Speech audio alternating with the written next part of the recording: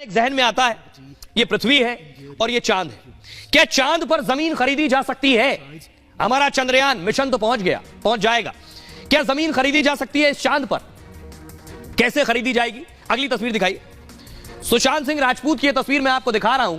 सुशांत के पास ये टेलीस्कोप था, आपको याद होगा, और सुशांत सिंह राजपूत ने चांद पर जमीन खरीदी थी। वो इस टेलीस्कोप से उसे देखा करते थे। यह कैसे संभव है यह भी मैं आपको बताऊंगा। आइए सबसे पहले मैं आपको बताता हूं चांद पर जमीन कैसे खरीदी जा सकती है। क्या यह मुमकिन है?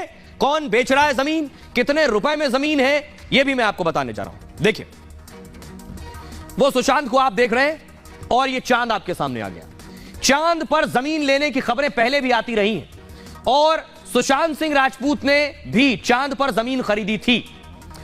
2018 में इंटरनेशनल लूनर लैंड्स रजिस्ट्री से जमीन खरीदी थी, यानी रजिस्ट्री भी होती है। उनकी जमीन, सुशांत की जमीन चांद के सी ऑफ मस्कोवी में स्थित है। देख रहे हैं ऊपर जो लोकेशन आप देख रहे हैं, ये अलग अलग लोकेशन है, इस पर जमीन खरीदी जा सकती है। सुशांत सिंह राजपूत ने 25 जून 2018 को अपने नाम रजिस्ट्री कराई थी चांद में। जमीन की निगरानी के लिए सुशांत ने एक टेलीस्कोप खरीदा था। आज आपको बताएंगे कि चांद पर कैसे जमीन ले सकते हैं। एक वेबसाइट है, उसका नाम है lunarregistry.com। ऑनलाइन जमीन इस पर ले सकते हैं, lunarregistry.com। आप अपनी पसंद के हिसाब से जमीन ले सकते हैं।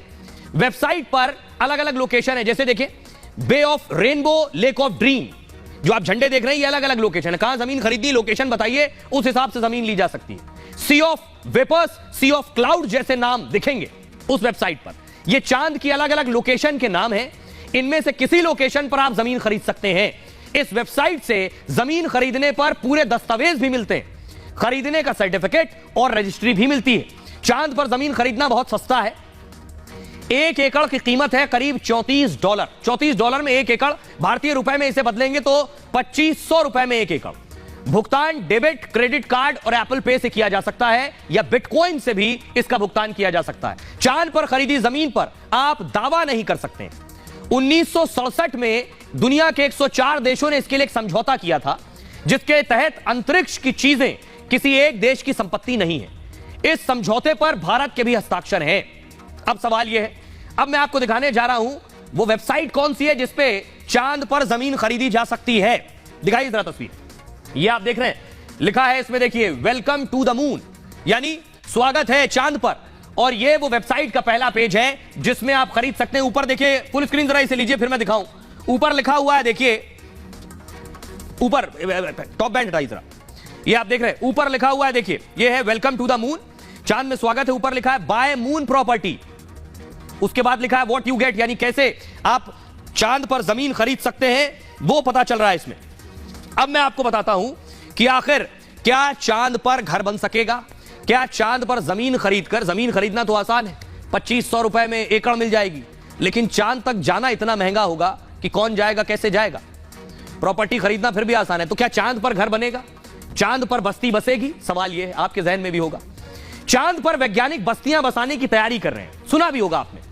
अमेरिकी अंतरिक्ष एजेंसी नासा ने दावा किया 2030 तक चांद पर रहना संभव हो जाएगा और 2030 तक चांद पर घर, ऑफिस बन जाएंगे। शुरुआत में अंतरिक्ष वैज्ञानिक ही चांद पर रहेंगे, यानी जो वैज्ञानिक हैं वही जा पाएंगे, वही रहेंगे। शुरुआत में वैज्ञानिक चांद से जुड़ी चीजों पर रिसर्च करेंगे वहां जाकर। नासा अपना नया मिशन भेजने की तैयारी कर रहा है, जो मैंने आपको बताया 2 लाख करोड़ से ज्यादा का खर्च होगा। इसमें पुरुष, महिला अंतरिक्ष यात्रियों को भेजने की तैयारी है और नासा 2024 में आर्टेमिस 2 मिशन को चांद पर भेजेगा। अंतरिक्ष यात्रियों को चांद के दक्षिणी ध्रुव पर उतारने की तैयारी है। नासा की टीम करीब 1 हफ्ता चांद पर बिताएगी। टीम चंद्रमा पर पानी की तलाश करेगी। चांद पर वायुमंडल नहीं है तो पानी तलाशेगी। क्यों? अगर पानी मिल गया तो यह बहुत बड़ी चीज होगी। दक्षिणी ध्रुव चंद्रमा का सबसे ठंडा स्थान है, यहां बर्फ के रूप में पानी मिलने की संभावना है। पानी मिलने के बाद चांद पर रहना आसान हो जाएगा। पानी से रासायनिक प्रक्रिया से ऑक्सीजन बनाई जा सकती है और पानी और ऑक्सीजन जिंदगी के लिए सबसे जरूरी चीजें हैं। अब सवाल यह है कि चंद्रयान पर बस्ती बसेगी तो भविष्य की बात है, लेकिन जो चंद्रयान मिशन इसरो ने तैयार किया है, यह चंद्रयान की तस्वीर मैं आपको दिखा रहा हूं। अब इसके चीफ जो है, अगली तस्वीर दिखाइए, यह है चीफ, जो कि इसरो के चीफ हैं, एस सोमनाथ। क्रेडिट इनको जाता है, श्रेय इनको जाता है इस मेहनत का। लेकिन आइए मैं आपको बताऊं कि यह जो चंद्रयान गया है, यह कब पहुंचेगा, भारत से तो चला गया, लेकिन कितने दिन लगेंगे इसे चांद तक पहुंचने में? अभी 42 दिन लगेंगे, 42 डेज। ये आप देख रहे हैं, ये चांद पर पहुंचेगा और इस तरह से आकर इसके ऊपर एक रोवर आकर रुकेगा। ये सिर्फ आकर रुकेगा, इसके अंदर से ये लैंडर आकर रुकेगा और इसके अंदर से रोवर निकलेगा। चंद्रयान 3 को पृथ्वी की कक्षा में स्थापित किया गया है, अभी पृथ्वी की कक्षा में पहुंच चुका है। LVM-3 रॉकेट से सफलतापूर्वक स्थापित किया है और चंद्रयान 3 अब करीब 5 दिन तक पृथ्वी के चक्कर लगाएगा। धीरे धीरे पृथ्वी की कक्षा से चंद्रमा की कक्षा में दाखिल होगा। सब कुछ सही रहा तो 23 अगस्त को यह चांद पर लैंड कर जाएगा। 23 अगस्त को शाम को 5:47 पर चंद्रयान 3 चांद पर लैंड कर सकता है। चंद्रयान को चांद के दक्षिणी ध्रुव पर लैंड कराया जाएगा, जो मैंने शुरू में आपको बताया। आज से करीब 42 दिन बाद चंद्रयान 3 चांद पर पहुंच जाएगा। इस दौरान पूरा मिशन 10 अलग अलग चरणों में होगा। इसरो की टीम 24 घंटे चंद्रयान 3 की हर हरकत पर नजर रखेगी, किस वक्त कहां गया है। अब जरा इसरो के चीफ को सुनिए, एस सोमनाथ साहब को। उसके बाद मैं आपको वो सारे चरण बताऊंगा कि कैसे पहुंचेगा, अभी कहां है, 2 दिन बाद कहां होगा, 5 दिन बाद कहां होगा। लेकिन पहले इसरो चीफ को सुनिए। तो एक्साइटिंग जर्नी हम हमारे लिए ये लॉन्च चंद्रयान 3 अब एक प्रिसाइज ऑर्बिट में लॉन्च किया है, LVM-3 Mark 3 और M4 लॉन्च में। सो हमारा ये आशा है कि हमारे ये ऑर्बिट जो है 770 by 36,500 है, अब धीरे धीरे हम बढ़ाएंगे तो 33 लाख किलोमीटर अब तक।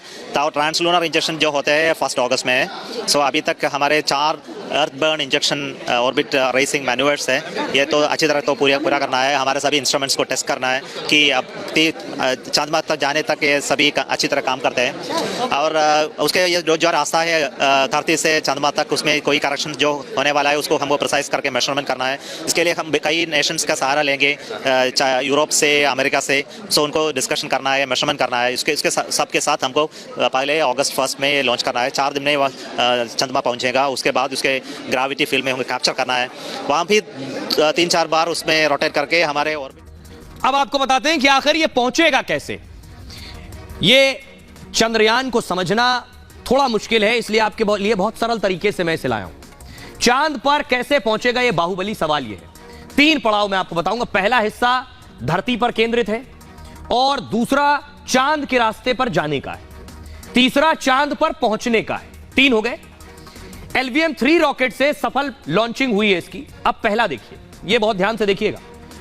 जब लॉन्च हुआ उसके 16 मिनट बाद ये पृथ्वी की कक्षा में पहुंच गया। देख रहे थे आप, पृथ्वी की कक्षा में पहुंचा, अभी भी पृथ्वी की कक्षा में है। ये पृथ्वी के चारों तरफ घूम रहा है। 22 दिन तक पृथ्वी के आसपास ही घूमता रहेगा, 22 दिन।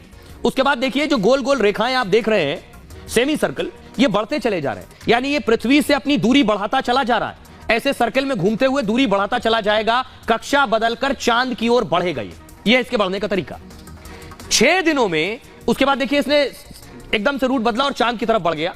6 दिनों में यह चांद की कक्षा में आएगा। अब देखिए चांद की कक्षा में 13 दिन चंद्रमा के चक्कर लगाता रहेगा उसी के ऑर्बिट पे। उसके बाद 100 किलोमीटर ऊपर लैंडर अलग हो जाएगा, लैंड करने वाला होगा 100 किलोमीटर ऊपर चांद से, तो लैंडर अलग हो जाएगा। अब क्या होगा, फेज 3 की बात कर रहा हूं। फेज 3 में चंद्रमा की कक्षा में प्रवेश कर जाएगा और इसके बाद लैंडिंग फेज की बारी आएगी। और अब देखिए ये आपके सामने आखिरी तस्वीर होगी।